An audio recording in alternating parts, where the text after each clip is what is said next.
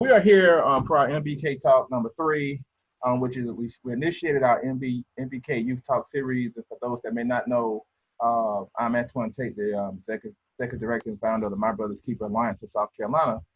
And our organization was started out of the presidency of President Barack Obama in regards to providing resources and services for communities and young men of color. We have brought in our services to families and everyone that's attached to a young person of color. We are an inclusive organization, so if you do your research on our organization, you will find that we are inclusive, that our creed is everybody that's created on earth is a person of color. So we do seek to serve all people from all ethnicities and backgrounds, but we do have a primary focus for creating opportunities and closing achievement gaps and attainment gaps for young men of color.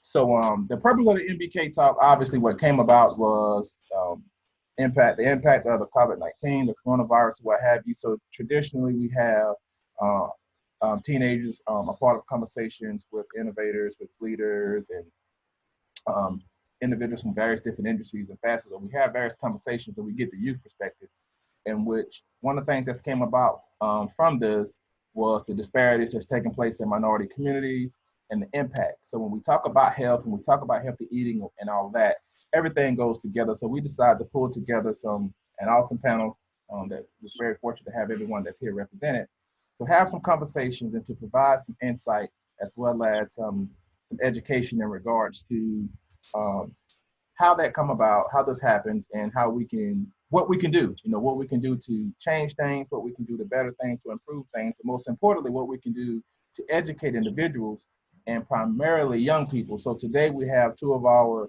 young adult ambassadors here today that's going to be kind of speaking on behalf of the millennial generation and the Gen Zs, our young people, in regards to how we can give them some tools and also some research and knowledge to move forward. So at this time, I'm going to transition it over to Michael Brown, and we'll go ahead and start intros and get into a great conversation today that I'm looking forward to having. Thank you there, Antoine. I just really want to say that I do appreciate each and every one of you as my friends for agreeing to be here today. This is going to be an inspirational opportunity for our young people, and in fact, others that will be able to see this, and they'll be able to carry forth this message as we will get into really dealing with the conversation of our roots and the origin of food and healthy eating. This is a critical time period, as Antoine has stated, and I just want to recognize those who are on the forefront. And so this will be a conversation that will deal literally where our food comes from, how that food can be delivered to our communities, and in fact, where you can get food from. So the impact of the way that we eat will be discussed in great detail. And so we're glad we have practitioners and those who literally grow our food and get food to us. So I want to give the executive director of the Hub City Farmers Market, Jordan Wolf, an opportunity to introduce herself and to show us literally where we can get some of this good food at. So Jordan. Hi, everyone. My name is Jordan. I'm the executive director for Hub City Farmers Market, like Michael said. We are actually in the last 5 minutes of the farmers market. So we're every Saturday, 8 to 12. We are considered essential because we are food service and economic mobility for our local farmers. All around the world, farmers are losing millions of dollars every week because the food distribution system is really flawed. And so with restaurants not buying product and schools not buying product for their students, there's not really a lot of outlets for our farmers to sell their product. And so that's why farmers markets are very important, because it's a safer environment for the community to come and purchase products. So I'll show you some of it since everyone's about to pack up.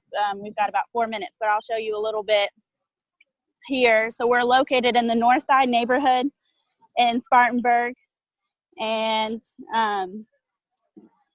the North Side is a food desert, and so it's pretty great that we're here to be able to provide food for everyone that lives here. And so we're trying to be as safe as possible, so there's only one entrance and one exit, and so I'll take you down to the entrance. And all of our vendors are wearing gloves, masks we have masks if they need them. And we're just trying to keep the amount of people at the market at 30 people max per square footage that we have. So it's still a little early in the season, but some of the product that we have are plant starts. So Nodine's Plants has tomato plant starts and flowers and herbs and pepper plants that you can grow your own garden. And then we do have hydroponic lettuce and kale. And then we have some other plants here. We do have strawberries, but it's very early in the season that the strawberries come. So you have to get here right at 8 if you want to get strawberries. And then we do have a coffee vendor here, Little River Roasting. And then we have a meat vendor who has pork and beef. And then we have another vendor who has eggs, raw goat milk, soaps, mushrooms, some more plants. And then we have some bread vendors, olive oil, some other meat vendors, honey. We've got natural honey. We have cleaning supplies and goat cheese, pimento cheese. So a lot of good things, and we should have some more vendors coming in the next couple of weeks. So once the season gets warmer, and a lot of markets around the upstate, like Greenville's Market and Travelers Rest Market, they're not allowed to open. The city's not letting them open. And so some of those vendors are coming to our market, for the month of May, which is really nice. So we can have more variety for our customers. And I'll just show you, we just got this sign. So when you see this sign at Harvest Park, you know that we're open. And we're at 498 Howard Street, right by Monarch Cafe and VCOM. And so some great things that we have in terms of food access, especially for some of our lower income communities, but also the communities and the people that are suffering financially because of COVID-19. There's millions of people that have become unemployed. So we're offering $10 vouchers every market to an individual who has lost their job or has lost wages in some way. So you can get $10 every week. We also can sign you up for SNAP. So if you think that you're eligible for SNAP or EBT, we can sign you up on the phone.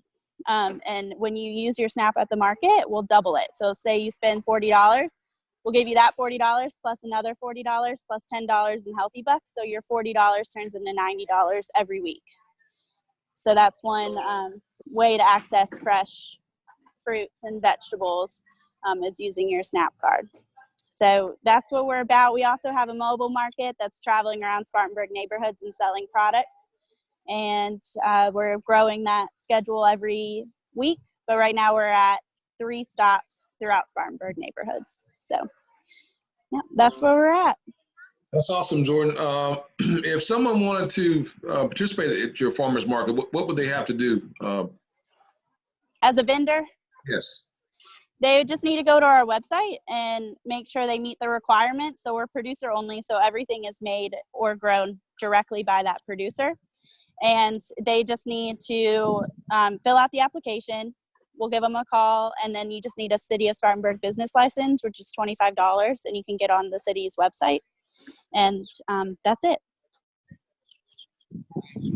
Okay. Does anyone have any questions for Jordan? You've been great. I know you've been there waiting this morning, and I know that's always a good thing. Literally, with the amount of people that during this time period that have come out, have you seen an increase in the advent of COVID as opposed to what typically happens around this time for farmers markets? Around this time in April, we're not we could be this busy. It goes in waves. But the thing that we're seeing right now is we might have less people, but the people that are here are buying. They are buying a lot of stuff. So our farmers are selling out and our vendors are selling out. And it's, it's great for them. We're able to provide that income for them when they otherwise might not have it, because some small farmers aren't seeing as much return as they are seeing now. So it's been really great. So yeah, not as many people, but definitely a lot of purchasing. But we are seeing some great attraction because of the vouchers and because of SNAP. Our SNAP numbers are up like crazy right now. So that's been really great for us. I have a question. Hi guys, I have a question, Jordan. Can anybody jump in and ask a question, guys? Is this good? Yeah, that's fine. Go ahead. So it sounds really great what you're doing. When I think farmers market, and especially in communities of color where we have a real problem with hypertension, diabetes, stroke, and those things, when you say there's meat, you have meat there. Meat is one of the leading, processed meat, pork, or any of these things, any kind of meat is one of the leading reasons for heart disease and stroke and hypertension. So, and also African Americans are 77% lactose intolerant, and you have lactose there. So is that something you think about when you go into food apartheid communities, putting foods that are actually health degrading in those same communities? The thing with that is, you know, our vendors and our customers, they can make the choice based off of, you know, what they want to purchase. But when we are encouraging consumption, whether it's through our nutrition education classes or our outreach activities, we usually focus on produce, fruits and vegetables. Also with Healthy Bucks, which is a nutrition incentive that we have, the $10 that we give out, that's only for fruits and vegetables. So we just try to encourage as much as possible, like with our vouchers and with Healthy Bucks, to focus that money on fruits and vegetables. But we do have the meat option because it's sometimes you just have to have the option. But we when we encourage consumption for our especially like the north side community, which we do a lot of outreach with, it's mostly focused on fruits and vegetables. We also have a farm. There's not much growing on it. I can walk y'all down there, walk the phone down there, but we don't have any meat on our farm. It's all fruits and vegetables, and we try to grow a lot of produce that our farmers don't typically grow because there might be more risk involved. And so we try to be a little bit more creative with our products. And if you want, I can walk y'all down there. That'd be great. I'd like to see it. Is it organic? Is your farm organic? It is. Mm-hmm. And we have, we leave the farm managers there Monday to Friday, usually 8:30 to 5. And the gate's always open. So we have people in the neighborhood coming in and out all the time. They're usually asking when the tomatoes are going to start growing. But we've got people that are always coming in, helping the farm manager, you know, getting their hands dirty. We have education programs with the local school districts. So middle school students and elementary school students, we have about 250 students come every year to the farm, and they go through our Seed to Table education program. And then this summer, we're hiring 4 teenagers to work on the farm through our youth development program, and they'll get paid. So we have 4 students going through the internship. They're going to work on the farm, and then they're going to go through health and wellness education classes, actually with Lori and her coworker, Carrie. I don't know if you knew that yet, but Carrie's doing it. And we're going to focus on health and wellness with plant-based consumption. Okay, I'm excited because I was concerned when you said Seed the Feed, and with your education, I wondered if you were encouraging, promoting meat consumption or dairy, and it sounds like you're not. So that's great. No, Seed to Table. Yeah, that's great. Just produce. That's great. That's so wonderful. This is the farm. Mm-hmm. So. And what do you have grown? What do you have up right now? What do you have right now? We have in the greenhouse, we've got herbs and seed starts. So I don't have the key on me, but we have tomato plants growing, lettuce plants, squash, I think, basil. We have garlic growing that should be ready soon. We have berries, raspberries. So,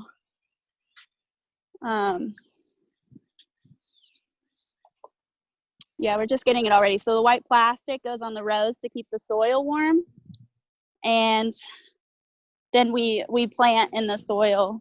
And we use Atlas Organics compost and Palmetto vermiculite soil mixture. So over there is our raspberries and strawberries, and we also have grapes and kiwis and apples and peach trees and all kinds of stuff. So That's great. Jordan, thank you for sharing that.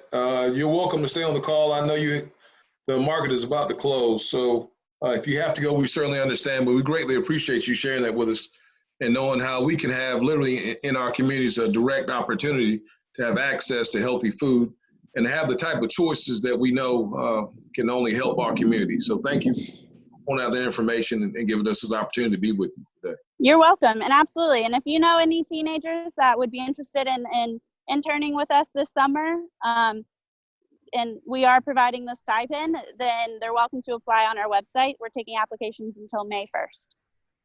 Okay. Jordan, that sounds wonderful. And on behalf of my brother's keeper, we definitely will follow up on that. And those with internships as well as just some volunteer opportunities as well, we look to utilize both. You know, we like to tell young people for opportunities. So I'll definitely be following up with you about that. Thank you. Yeah, absolutely. And also, I'll just say one thing that I forgot. We work really closely with the Northside Voyagers, which is a volunteer group here in the Northside neighborhood. And from 10 to 12, one of the Voyagers comes and volunteers, and they drive our golf cart into the Northside neighborhood and to pick up residents to bring them to the market. So we picked up about like 5 or 6 residents today. And right now we're calling our golf cart COVID Cruiser, just as a joke. But I'll show it to you. The model that you have there, Jordan, is very excellent. We have nothing like that here in Greenville County. How was all this put together, you know, and it would be lovely if we could get something like this in Greenville County. Because the what? The internship or the golf cart?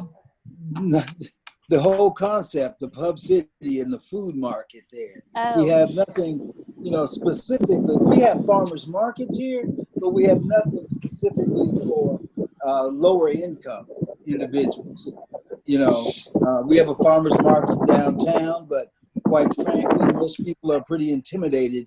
A lot of low income people about participating there downtown and the prices, and it's really not SNAP friendly.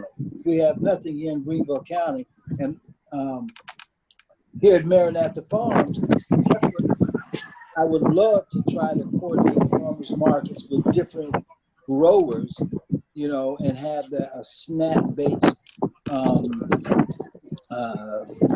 you know, selling regimen there. You know, we have nothing like that here in Greenville. So how did this whole Hub City concept begin? And you know, I'm just unfamiliar. Well, we've been around since 2003. I think we started doubling SNAP around 2010.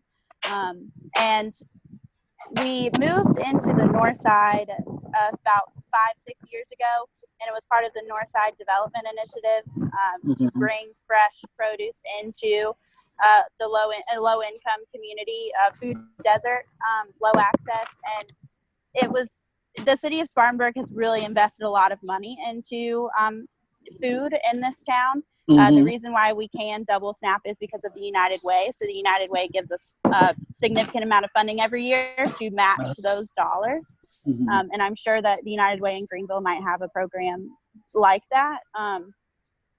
So honestly, it's a trial run. You know, we try one thing, and if it works, we keep going. But really, our biggest contender and our biggest champion is the Northside neighborhood, the Northside community. They've been really great for helping us build trust with the low-income community here. I know your hands are full there in Spartanburg, but I would like to know if you're willing to share how you got Hub City up and running there, and maybe help us, assist us here in Greenville to get the same very thing or something like that here in Greenville County. Would that be of interest to you? Or yeah, sure. We can definitely help you.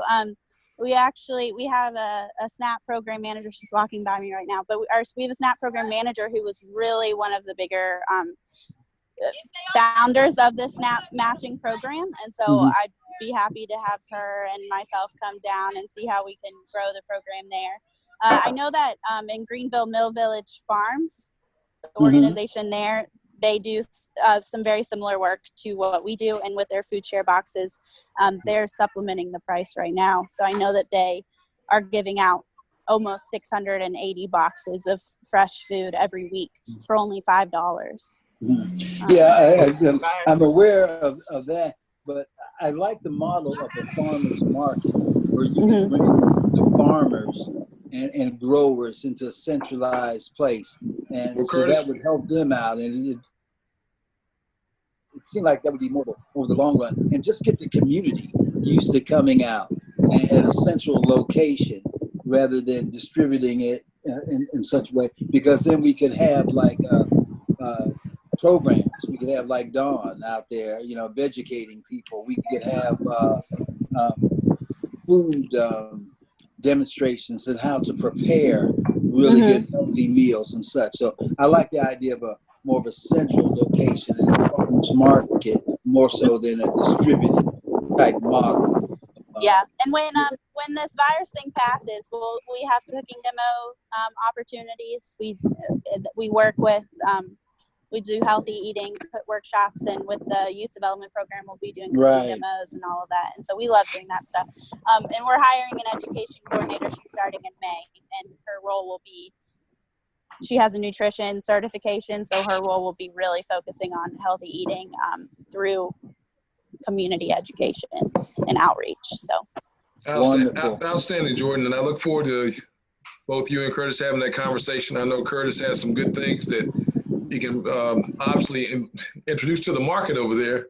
So we definitely want you guys to have that conversation real soon. So we do appreciate you sharing that with us. And with that, I'm going to segue directly to Curtis. Then we're going to go to Don. And Curtis, you've introduced your farm in part. If you can tell us what you're doing in Greenville and how you are literally on the forefront of trying to impact us with this healthy food that we can get our hands on. Thank you, Jordan. Well, thanks a lot, Jordan. Looking forward to maybe working with you. Yeah, here at Maranatha Farms, we've been around for approximately, about 3 years? This is our 4th year. My wife is reminding me, our 4th year. And we started out really, really small, and we're really not that large. We're probably on a, approximately have about an acre of growing area right now. It is expandable to 7 acres if we wish. We're just taking it at a incremental approach at this time. My whole focus, I know that I cannot grow enough food for everyone out there with such small acreage. Our primary mission is to educate individuals and families and on healthy eating, and to provide good organic produce to them at reasonable prices. And at the same time of doing that, I'm trying to build a model that the farm is self-sustaining, in which what we try to do is that individuals of a higher income will help subsidize the purchases of individuals that cannot afford healthy organic produce and get that into their hands. So that's where we can continue to grow the farm and it be self-sustaining.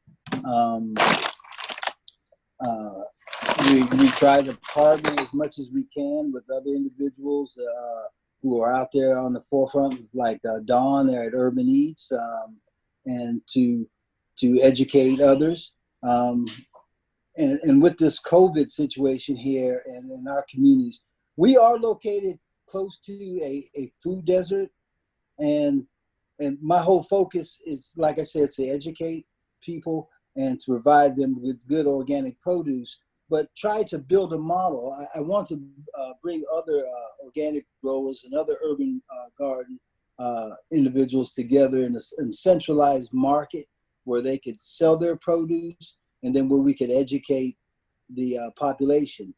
We do reach out. My wife, she's the health minister at our church, Maranatha. She does go out to some of the community centers in Greenville and meet with the senior citizens there and to educate them about their health and healthy habits and food.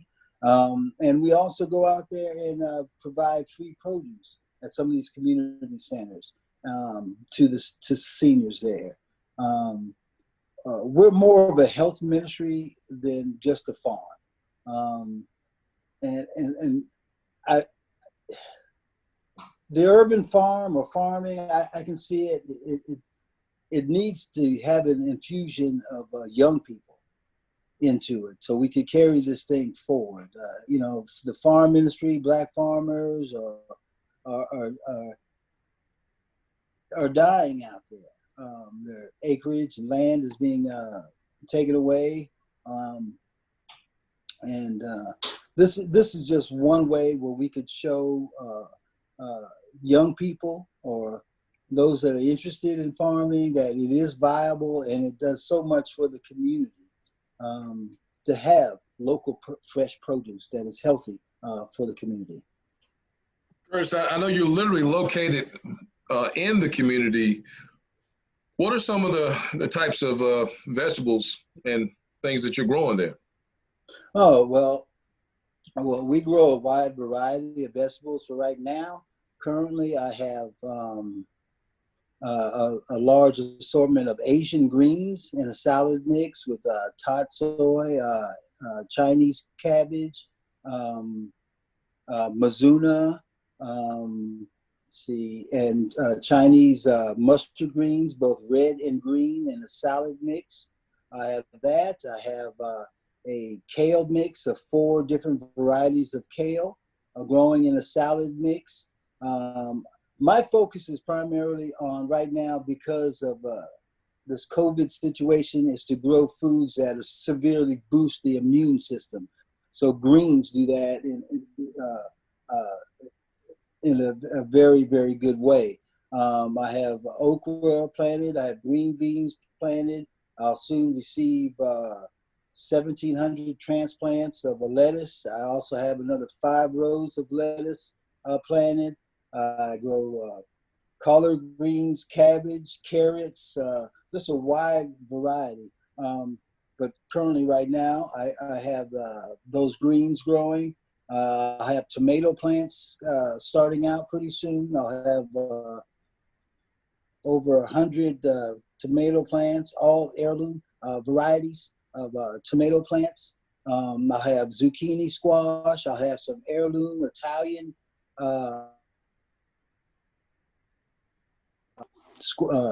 Italian squashes. I'll have, zucchini, 3 different types of sweet peppers, along with banana peppers. Just a wide variety of produce. And I'll be more than glad to bring some of that up there to Hub City. That's all right. We look forward to that. Your farm has a unique opportunity when people come out and visit. You're actually giving people the chance to see how a farm operates, but at the same time, you're educating people. Yes, I love to do that. When you come out to Maranatha, you can ask all the questions you want. I love spending time telling you about the varieties of the vegetables that we're growing.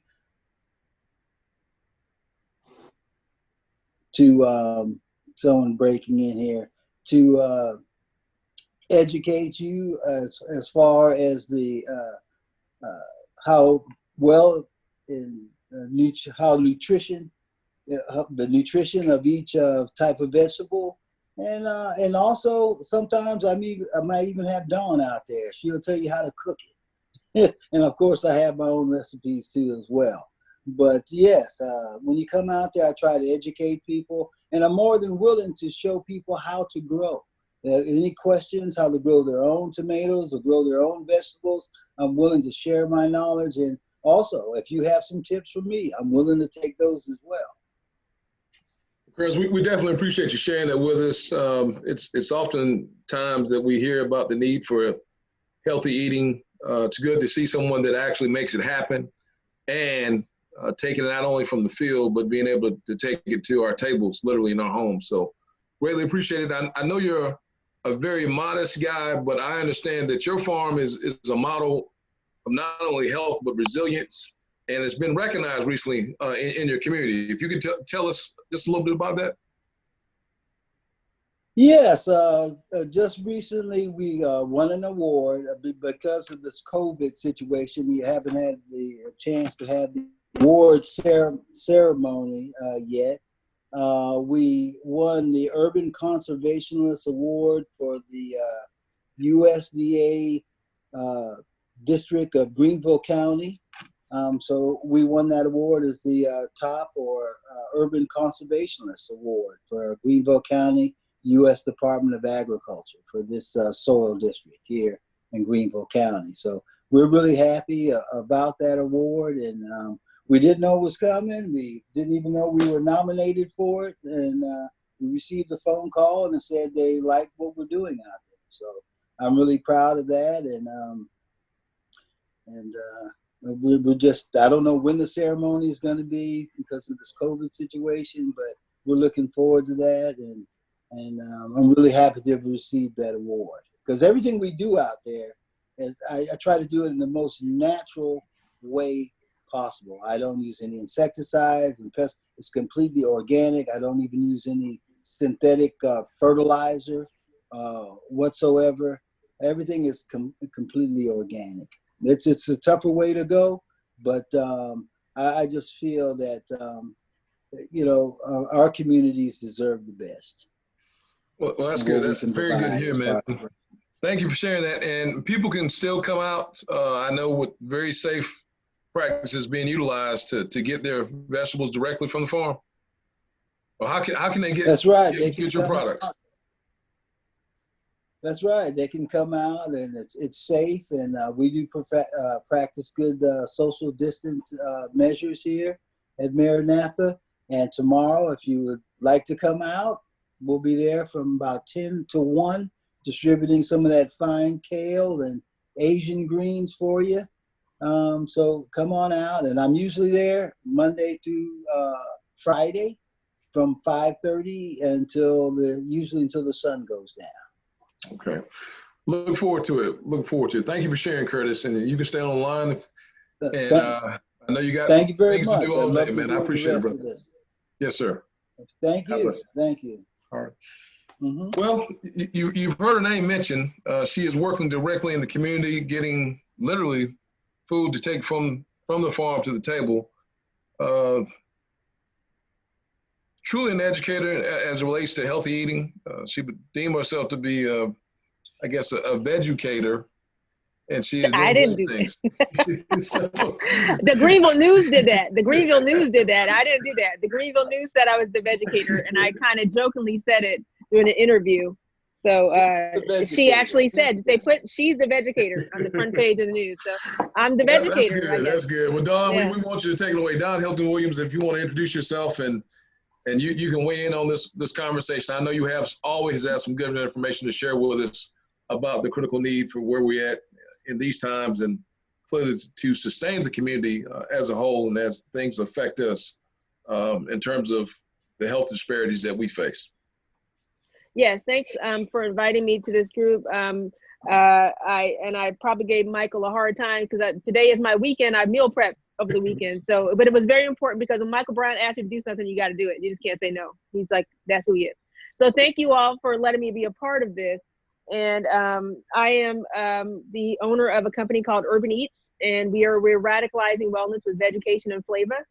And I say flavor because I'm really getting to the heart of some vegan foods don't have flavor. And when we go out into communities of color, we have to lead with education, vegetables, and flavor, and a flavor bumped up.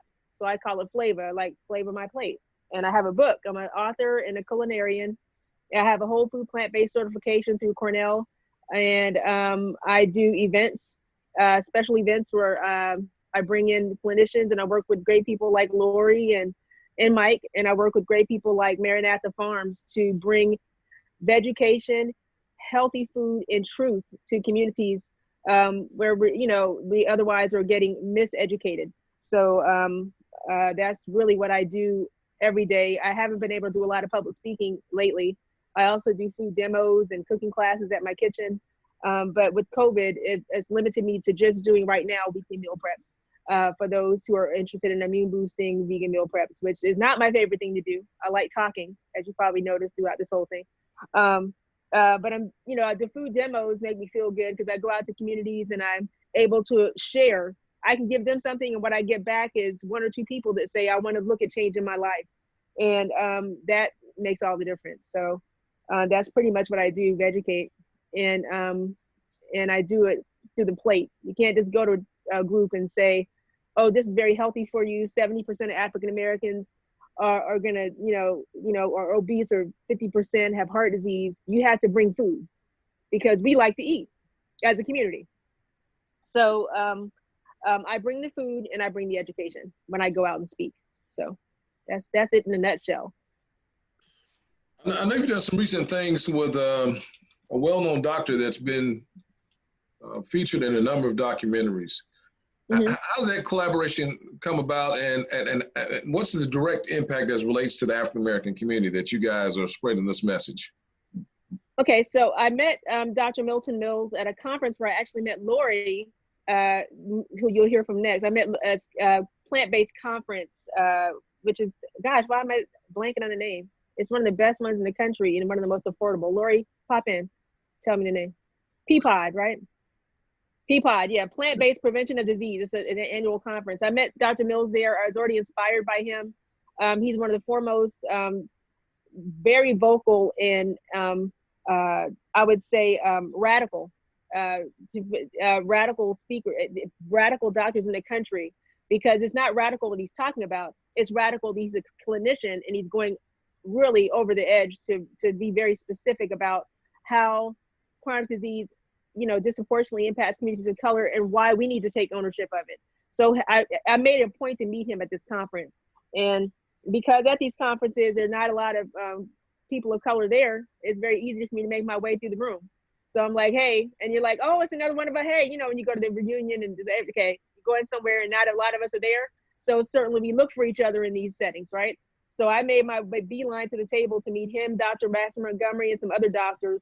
And I told him I had some ideas, and he said, when you get them together, let me know. And we just stayed in touch and stayed in collaboration. And I just had to produce the events. I had experience producing events over the years, which I won't get into. But so I produced an event called Eat, Drink, and Disrupt Chronic Disease.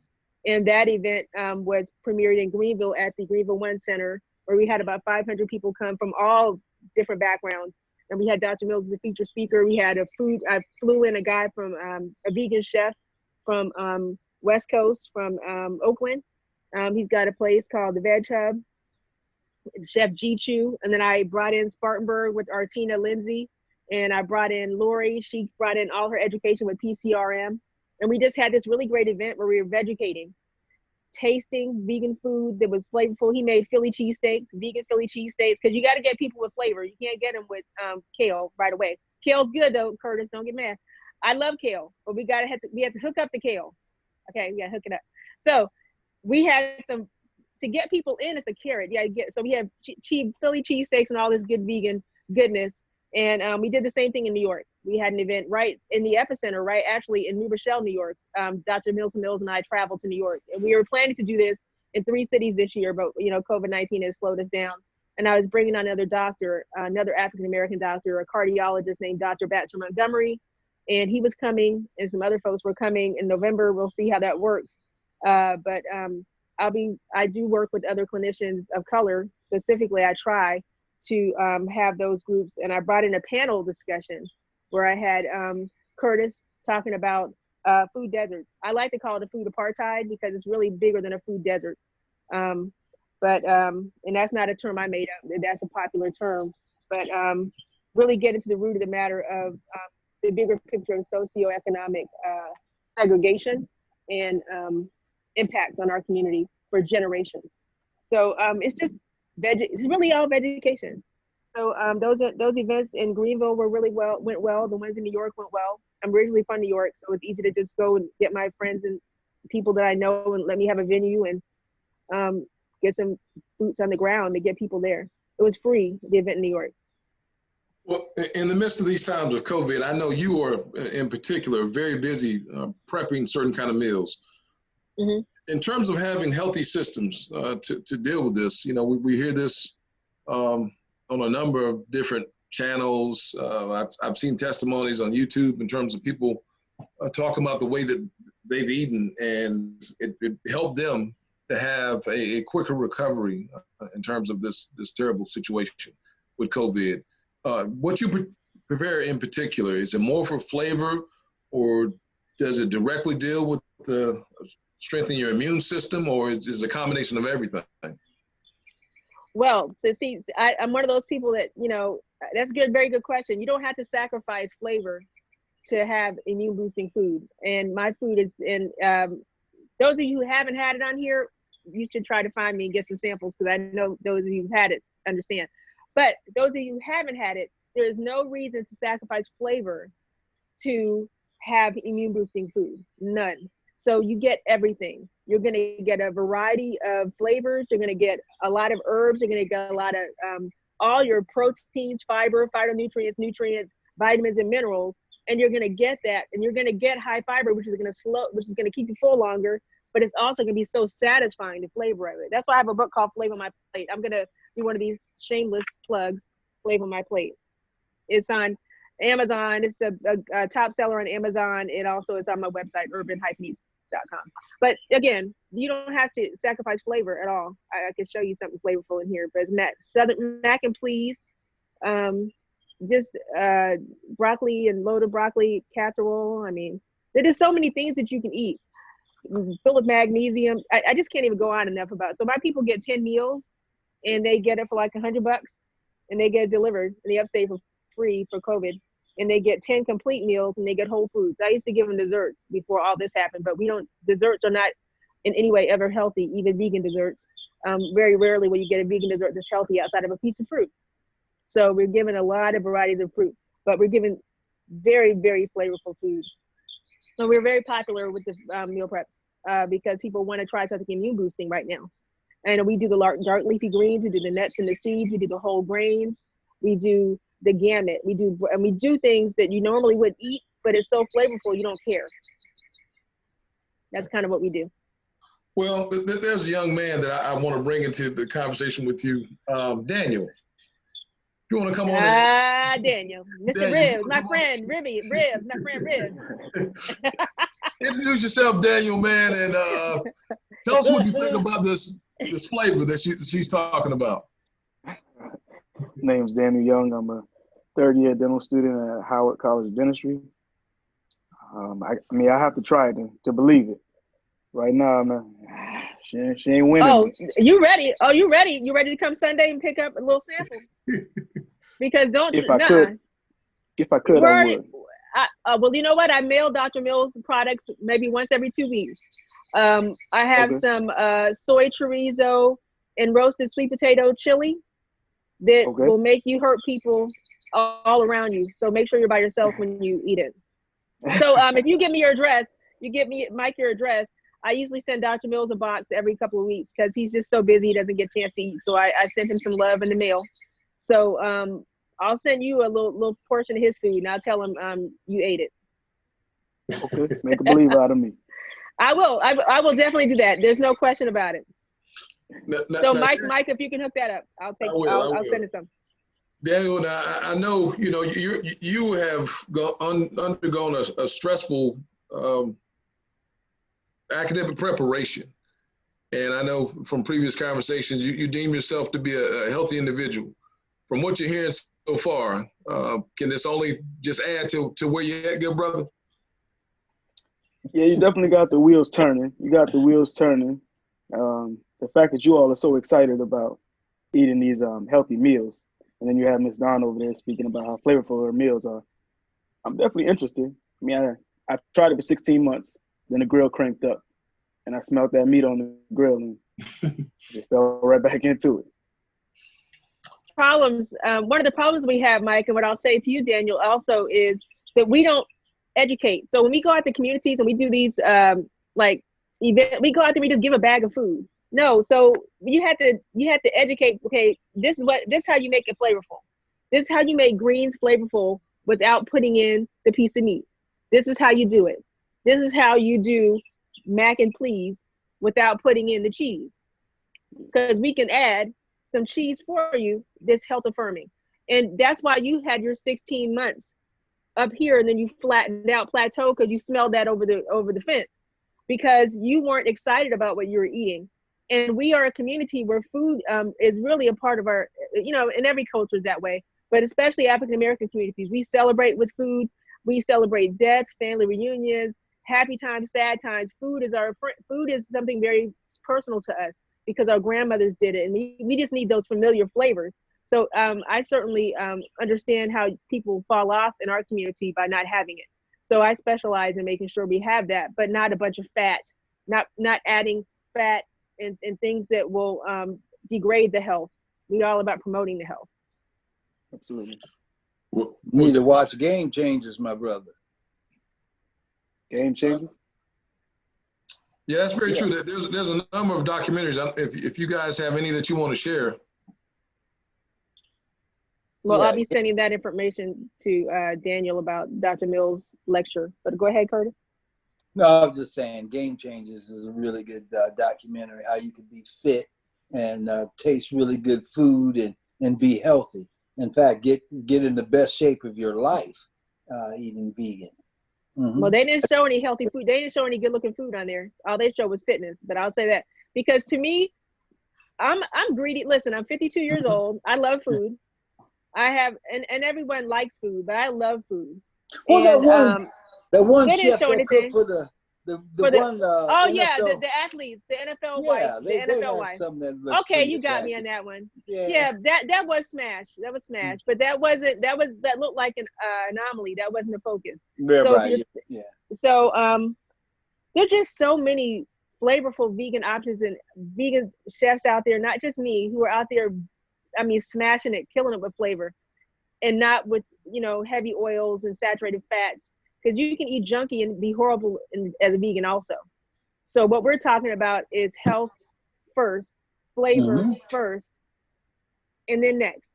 That doesn't matter what's next, because if you have good flavor and you have healthy food, you're gonna be okay. But if you don't have flavor, you're gonna leave the party. Yeah, of course. So I'll send you some information, Daniel, once I get information from Mike. Okay, looking forward to it.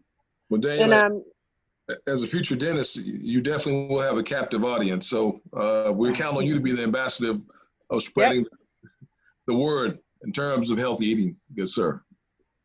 Yes, sir. Will do. And just if I can piggyback with Miss Dawn, how you were speaking about healthy eating and what you eat and how you can eat unhealthy and still be vegan and vegetarian. I think that goes right along with dentistry, that if you're eating unhealthy, the sugary foods, croutons, sutrons, that's going to increase cavitation, problems in the oral cavity that then become more systemic diseases, cavities not being taken care of because of access to care in, as you say, desert communities. So then it just takes that same dynamic, what you're saying, and it makes it even broader of a spectrum to talk on. Yep, I agree. And a lot of physicians, and one of the things you should look up, Lori will probably tell you on her part, but I'm going to give a little sneak peek. The Physicians Committee for Responsible Medicine, PCRM.org, is something you should definitely, you might know about it already, but if you are, you should already be vegan. Y'all know what you're doing. If you know about it, and 14,000 other doctors like you, future doctor, are on there, you need to get with the program, brother man. I tried. No, you didn't. No. So I'm gonna get you on board. Daniel, I warned you in advance, brother, before we started. So, well, thank you so much, Don, for sharing, and of course, chiming in with great information that you always have. So we greatly appreciate that. I want to next ask Lori Taylor. I just want to say one thing real quick, Mike. Yes, ma'am. I have on Earth Day, the 22nd of April, I am having a Eat, Drink, and Disrupt food apartheid in communities in the upstate. And Lori has donated, many of you have donated, Maranatha Farms is donating some produce, and we're going to community-specific food apartheid or food desert communities in Greenville that have been identified by one of our local state senators, Leola Robinson Simpson. We're working with her in her community area to actually deliver on Saturday. And inside the bag will be recipe card based on what we have, resource guide, just like this African American vegan resource guide is specific to African Americans and vegan, and their recipes in here as well. And we're going to offer free vouchers for virtual cooking lessons and cooking lessons after COVID with Urban Eats. So any donations on Wednesday the 22nd from 2 to 4, I'll share that with you guys, will be donated on Saturdays, every Saturday. We're going to do it every Wednesday, the curbside drop off, and then every Saturday we're going to deliver it to communities who are suffering. And we're going to not just provide the food, we're providing recipes, and we're going to safely do that in conjunction with this particular politician. Awesome. So yep. All right. Thank you. Thank you. Mm-hmm. If I could show this book real quick. When I began to take a look at what I need to do in terms of healthy eating, I heard about a documentary called Forks Over Knives. And it was something that truly impacted me.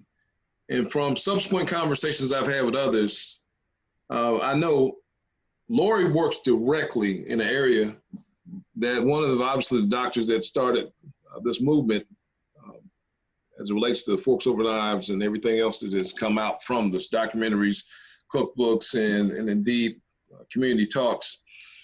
She works for the Spartanburg Regional Healthcare System, and she sees directly the realities of what trauma really looks like from the way in which people have, over the years, chosen to eat in a very unhealthy way. So with that being said, Lori, I want to bring you on and let you tell us some of the work that you're doing in terms of outreach and trying to really change the lives of people that have made choices that have not been for the best in terms of what they eat. Thank you so much. It's such an honor to be here. And Dawn, it's really good to see you. It's been a while. Right now, because I do community outreach, we're on hiatus, or you might say furlough. So unfortunately, that's just the reality of the situation. And we don't know when we're going to be able to get back into the community to do the work that we love. But we're trying to stay with social media as connected as we can. And Daniel, I'm sorry because you're being picked on, but we're just trying to improve your health. And one of the things that I would recommend that you watch, it's 45 minutes long. You can find it on YouTube. It's a little video called Before You Eat That Church Food, Watch This Video. It starts out with a minister in the pulpit having a heart attack. And it just goes from there. And it talks about how the food, and it's largely focused on the African-American community, but talks about how the food that we eat at funerals is the same food that put us in the casket. So it's a really powerful, short, free video to watch. Forks Over Knives, I can't recommend that highly enough.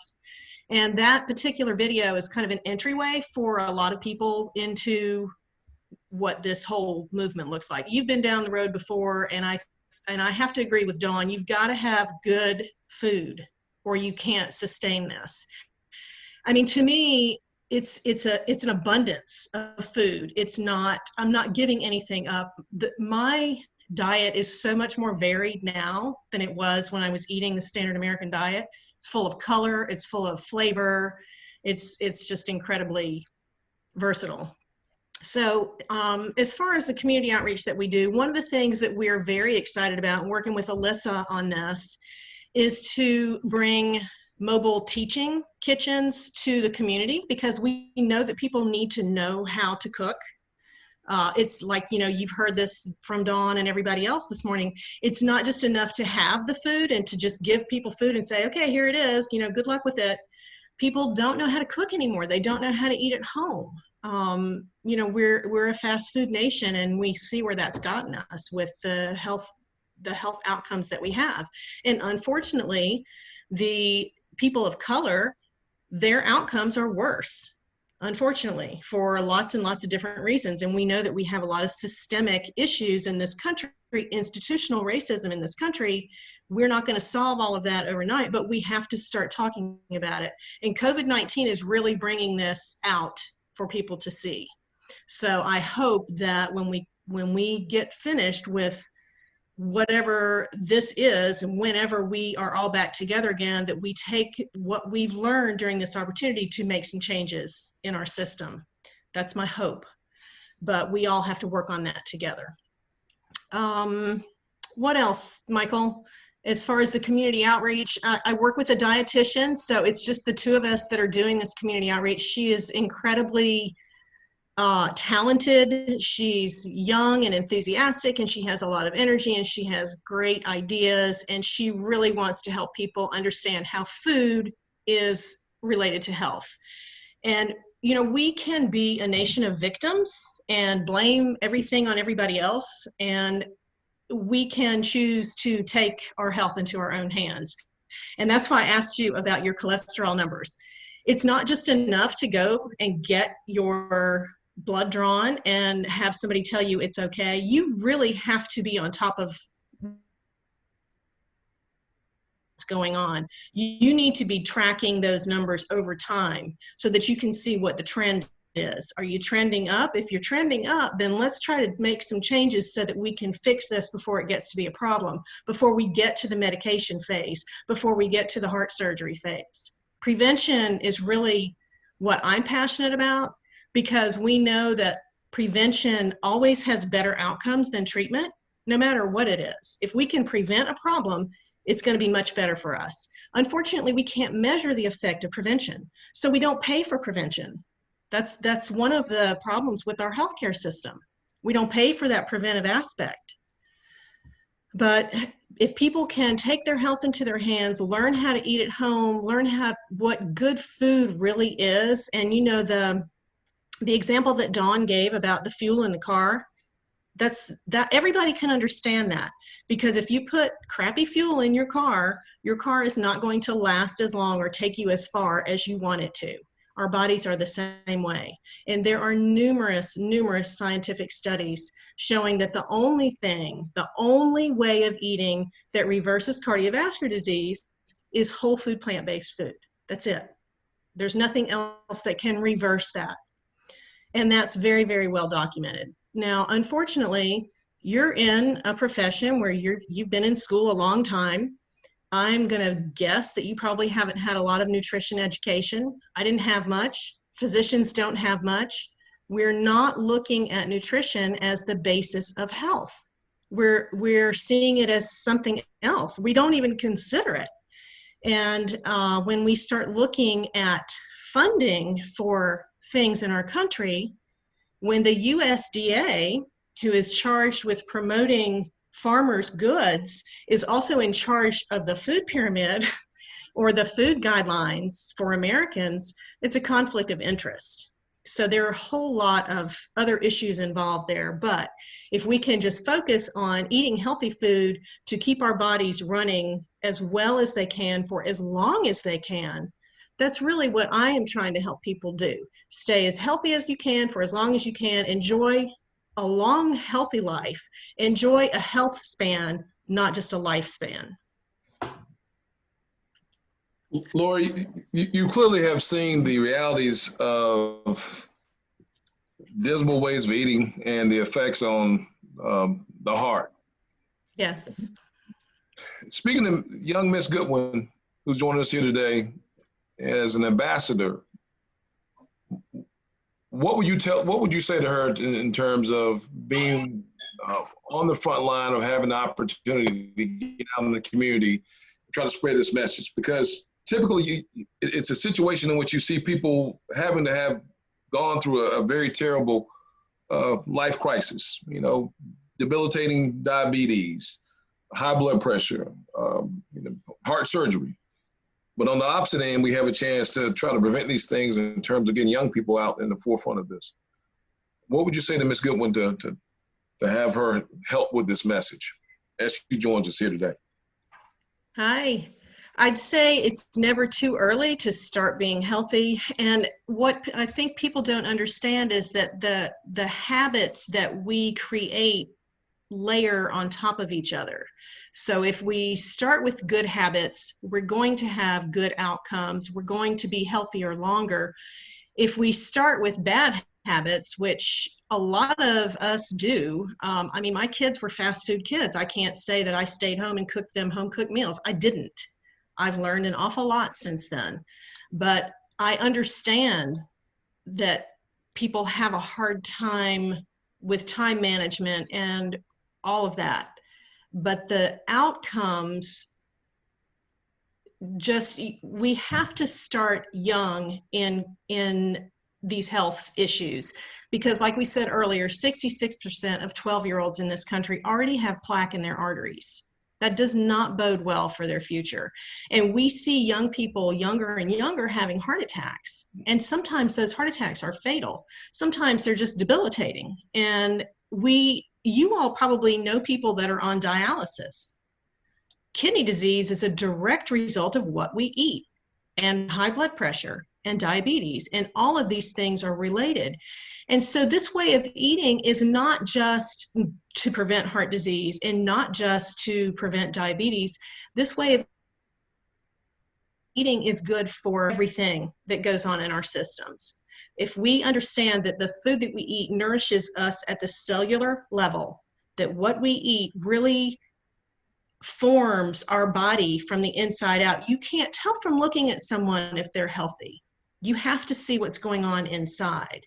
And that's why it's so important that people pay attention to those numbers, that they know their blood pressure, they know their blood sugar, they know their cholesterol level, they know their BMI, although the BMI is not the be all and end all of all the numbers. But like Dawn said, we have 70 some odd % of Americans are overweight or obese. I mean, it's ridiculous. And we wonder why we have the health outcomes that we have. So I would just say, Diana, if you can help young people understand that they're building a foundation of health or disease. I mean, either way, but it depends on what we eat. We are what we eat. I want to say something on that to Ms. Goodwin.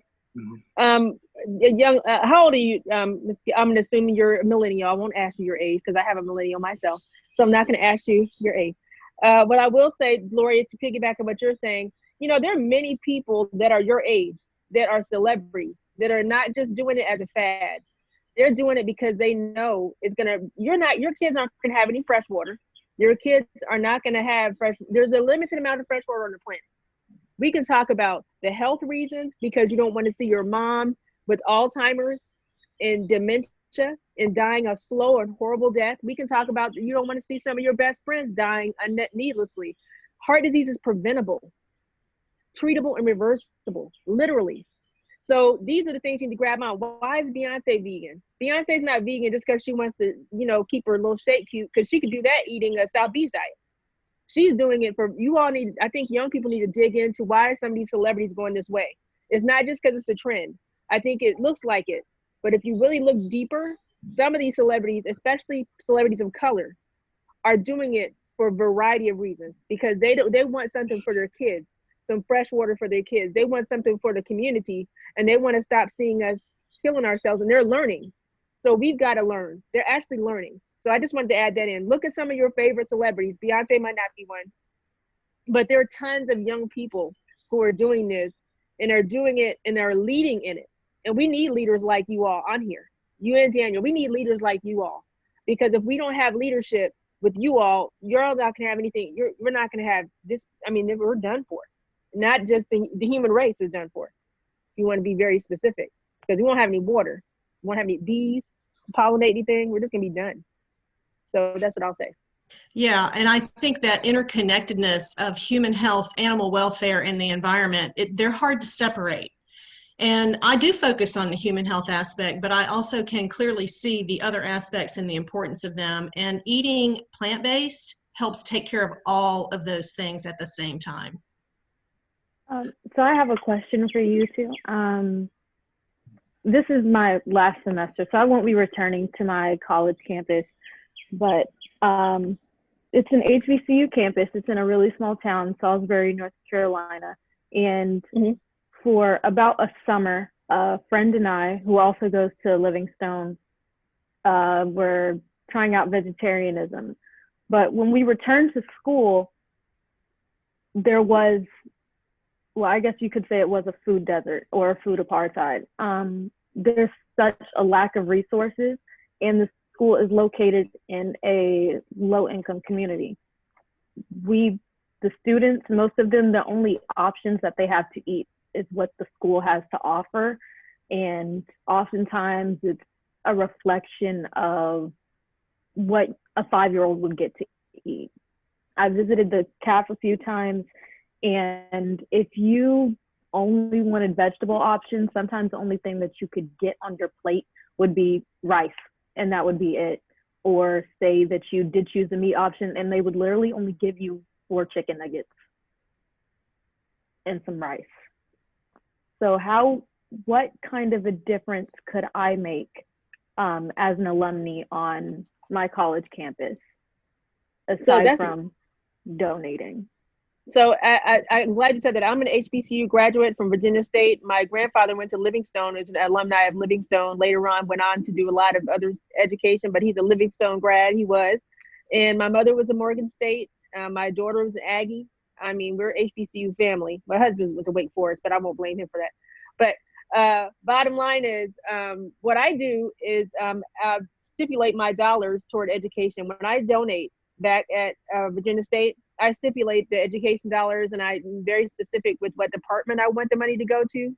And I say it has to be this conversation, or I'm not going to donate. So I'm very intentional about how I give.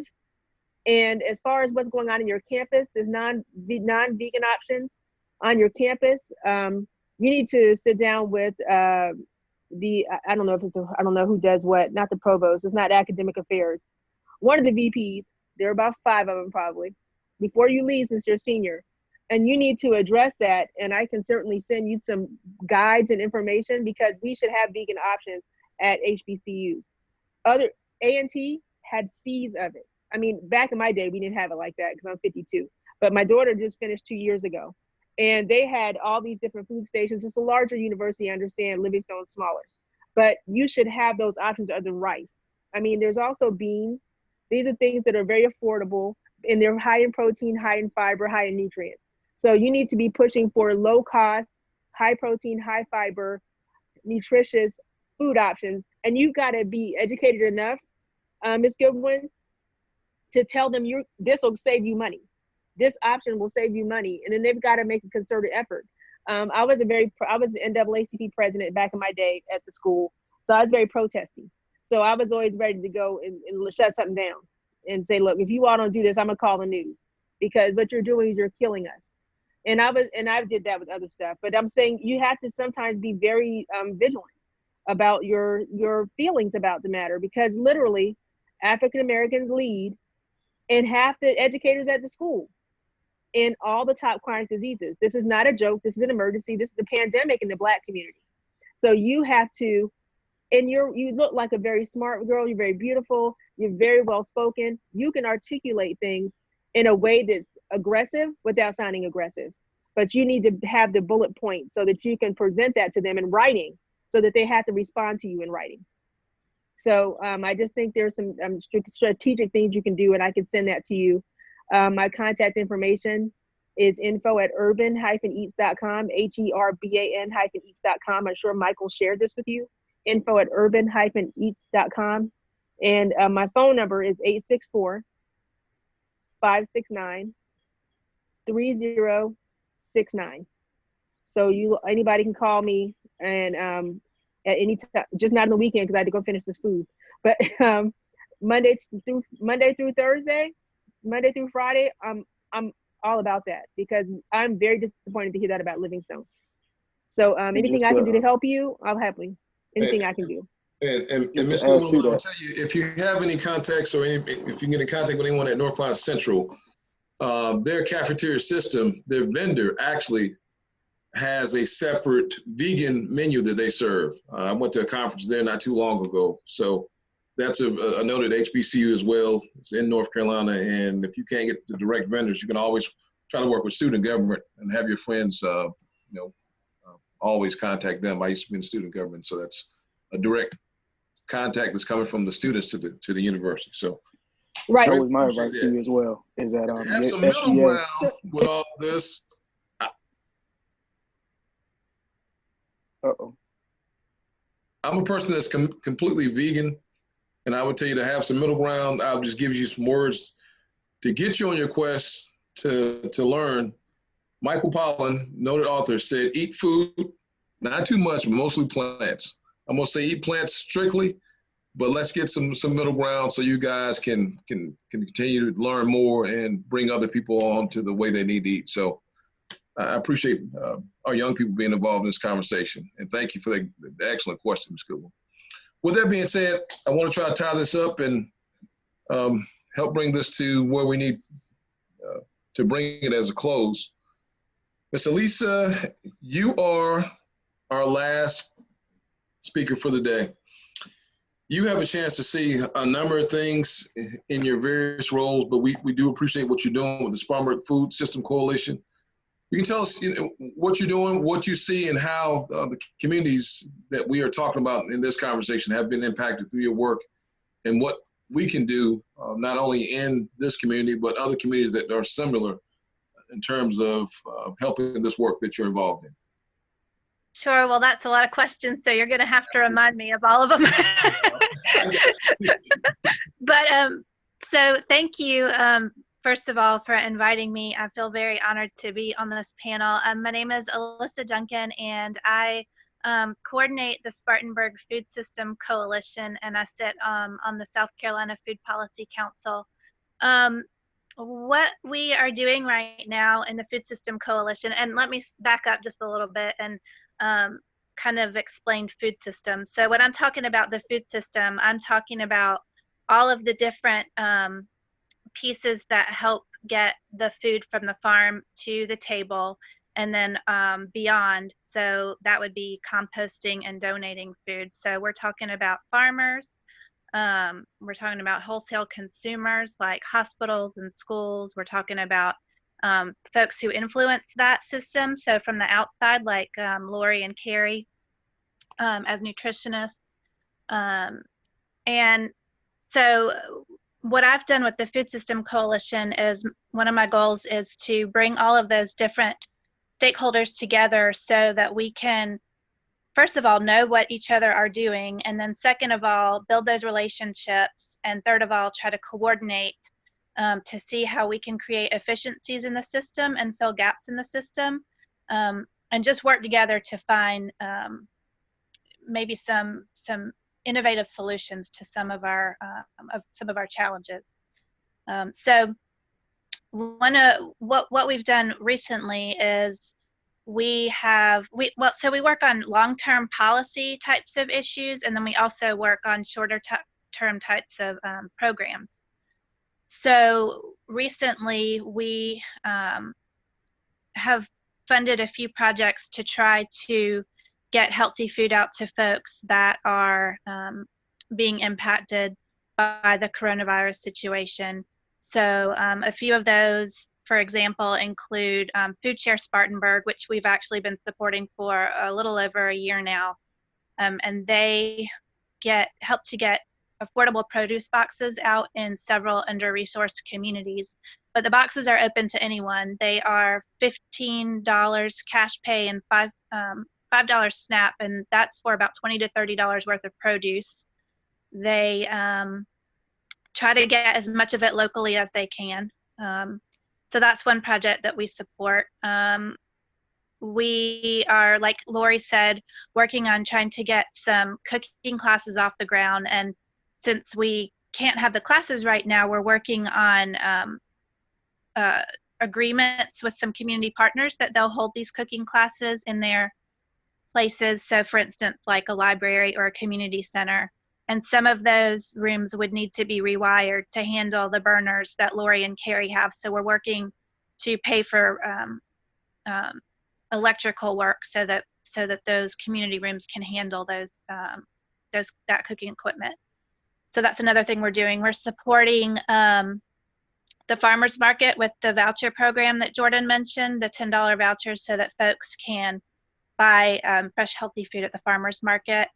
We are supporting the mobile market to try and get food out to neighborhoods to lessen folks risk so that they don't have to go into the grocery store. And some of the grocery stores might not have produce, whereas since the mobile market carries local things, then they might be able to find what they want on the mobile market.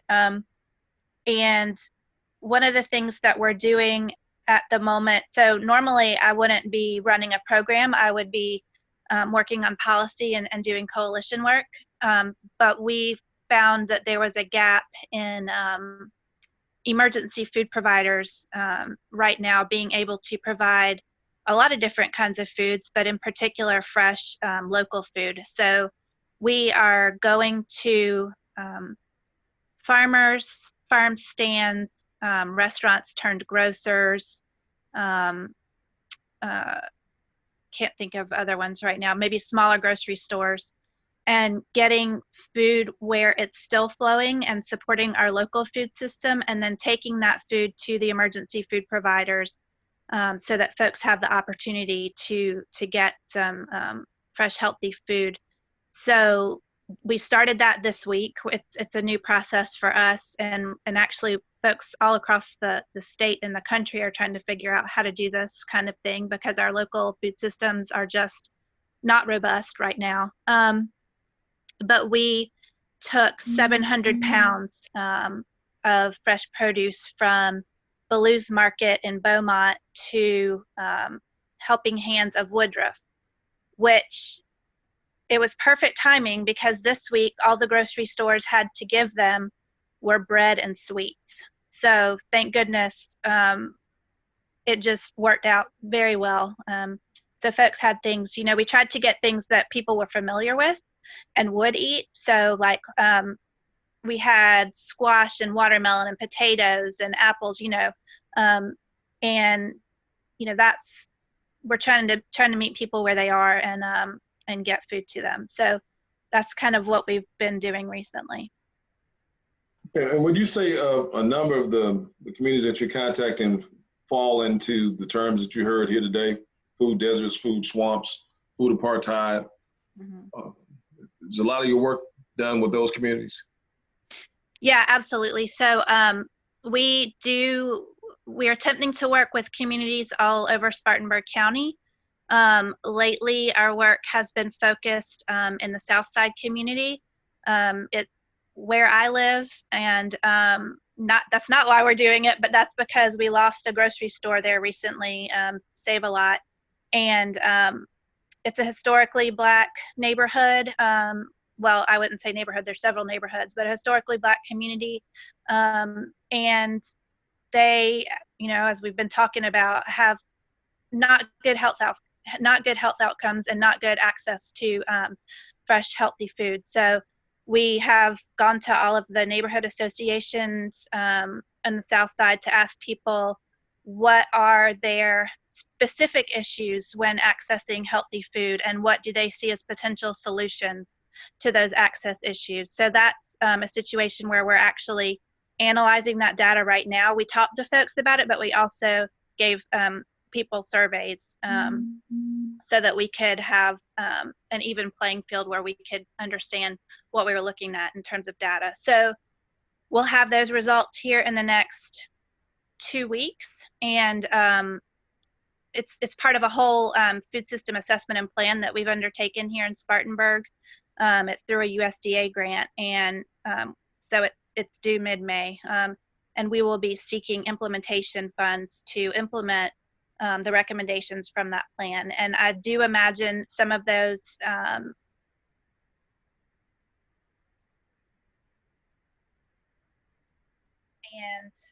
goodness, there's just so many ways that we can help address this problem. Policies. So we have been awaiting the city's comprehensive planning process so that we can go and make recommendations about ordinances that might help to get more fresh and healthy food to people. So yeah. And clearly, as you mentioned, you do work on these issues on a statewide level. So what you're doing locally is being done regionally and statewide.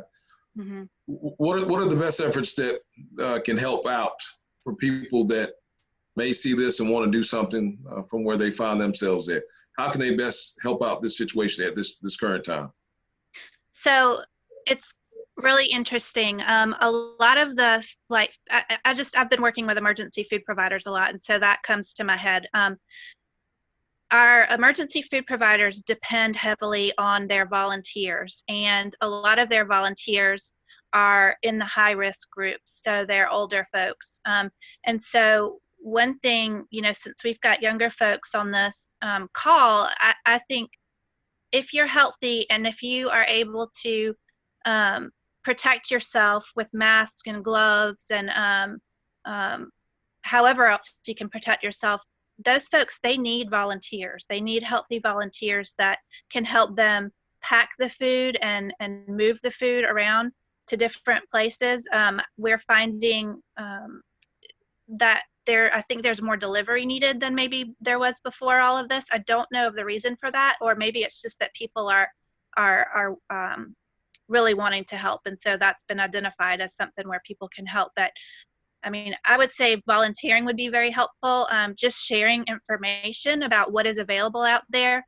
So one of the sort of big efforts that takes a lot of time is calling all the different emergency food providers and getting up-to-date information on their hours and what they're offering, because folks, it changes every week. I mean, almost every day, people's availability to be open and serve food. So, I mean, if that's possible at all, just to call a handful of emergency food providers and get the most recent information and then post it on your social media accounts so that people know where they can actually access food and at what time and what might be available. So that's a couple of things, I guess. Okay. Well, I know your work goes well beyond just this current time period, and strategies and policies are being put together. So this is going to be infrastructure that we'll see down the road. That's right. Okay. Well, greatly appreciate you being here. I look forward to continuing to work with you, and we thank you so much for this information, and it's so very needed, and God bless you, the work that you're doing. Thank you. Thank you so much. Okay. And with that, guys, just want to tell you, I certainly enjoy the work that I've had the chance to do, work directly with my brother's keepers. It's been a wonderful road that I've been on, and with the work that I'm doing with this interfaith nonprofit that utilizes education, collaboration, and workforce development as we try to build a thriving, sustainable community with sustaining way. It's just a good opportunity for us to reflect in terms of what this community needs, and with the health disparities that we're facing, we can only just ask people to come to the table, strengthen themselves with the way they eat, think about the choices they make, and we all work together to try to make truly our communities a healthy and a happy place to live. So I want to thank all the panelists for being here today. I know it's very difficult to get multiple people together around the same time, and so you guys all made it work. So my hat's off to you, and we do appreciate our young people joining us today too. With that, Dr. Tate, I'm turning it back over to you, good brother. Okay, I appreciate that. First and foremost, just as long as I've been quiet, I heard so much, and I want to say to each of you, and your expertise and your respective fields that you all are coming from, this has been a much needed conversation, and I would like to say that this is part one of the conversation. Something that I would like to see happening when myself and Michael was talking. Working with young people, there are just so many things that's been taking place since the coronavirus and COVID-19, and young people had questions. So I began to give them information, and then the issue came up regarding health disparities and why are that communities being impacted. So I believe in empowerment through education and access. So one of the things I would like to do, and I know that diet and eating and access is one of the key things. So my primary role is making sure that we provide an extension and a reaching out for the young people in the younger generation. But in knowing that everything that's surrounded to that young person, their family, their hereditary and everything, their lineage, all that goes into play. So a few things I wrote down that I would like to say I thank you all for covering. We talked about things such as access. We talked about, the educational piece. We talked about, something I would like to talk further on would be partnership and exposure. The purpose and the tagline for the My Brother's Keeper initiative, nationwide, worldwide, and abroad, is creating opportunities for young people, boys and young men of color. But I like to say for young people, and one of the ways in doing that is empowering them and giving them access. So most of everybody in here I've worked with at some capacity. Look forward to working with Curtis and Don, hopefully more in the future. Some of the awesome things that you all are doing. But I was talking to Michael, and one of the things that I thought about, I like to try to create opportunities for young people to be involved and how we can support the ongoing efforts that you're already doing. So we're looking forward to getting boots on the ground at Marantha Farm. We look forward to Dawn reaching out to you, connecting with you, because something that came to mind, I reached out to Michael about, I said, hey, what about a Day of Health symposium and festival? I said, but, doing something in a way that that we can, reach families and reach the young people as well. I said, one thing we know about, the state of South Carolina would like to get together for festive events. I said, but how about we have a Day of Health where we have education, we have fun, we have the enrichment, we also have the access, we have the vendors, we have you all there. I said, but what does that look like when we say we have healthy food vendors only? Because with young people, they think, living healthy, eating those healthy foods or what have you, that's a boring diet, or it's not good, or for some, it's too expensive, or I don't have the access, or you do what you know. So in creating that, as Mike said earlier, and finding that middle ground, sometimes it can be a daunting task when you're talking about adjusting your diet and, and when there's not been a way paid before you to do that, you're going to go back to doing what you've always done. So I think the continuation of, what this conversation has done. Well, we admit it's so important. And I think in going forward, allowing the access of young people and their families to the services and resources of what everyone here is doing, I think as a collective and as a collaborative, I think there is so much we can do. I think the opportunities are limitless as far as what we can achieve. And I would like to have each of you at the table, in doing that. I think it's necessary to have all of you at the table in doing that. So I welcome it. I, thank you for your time. Thank you for your expertise. And, I look forward to saying, let's get a move on, and let's get our community better. Let's make the world better. And it starts with our health. I think Lori said it best, focus on the things that you don't see inside. You can have a body and a physique that's chiseled or what have you, but if you're not healthy inside, that's something that hereditary and systemically is going to continue on. So I think you was going to say something, Curtis, and we're going to close it out. Well, sorry for interrupting you, but you mentioned a festive event or something like that. We would be glad at Marantha Farms to support there at the church a festival in which you describe a healthy food festival or healthy community festival. So just wanted to throw that out. Right, and again, that I don't think there's a one way or what have you. Again, that's just an idea, but I'm kind of one of those out of the box individuals that, hey, if you tell me that I can't do something, then I'm going to try to figure out, how I can, or how we can. So definitely, thank you all. If anybody have, in 30 seconds or less, I'll say, does anybody have any closing points you would like to share, give, or what have you before we get out of here? I just want to say that to see some of this in practice directly with the organization I'm working with, this is going to be an ongoing conversation, clearly with MBK.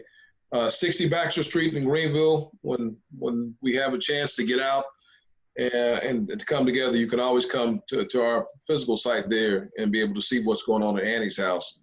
And just look forward to continuing to work with all y'all. Thank you to the young folks. Thank you for being our future, and thank you for letting me know there's hope, promising hope for tomorrow. Thank you so much. All right. Thank you. Y'all have a great weekend. All right.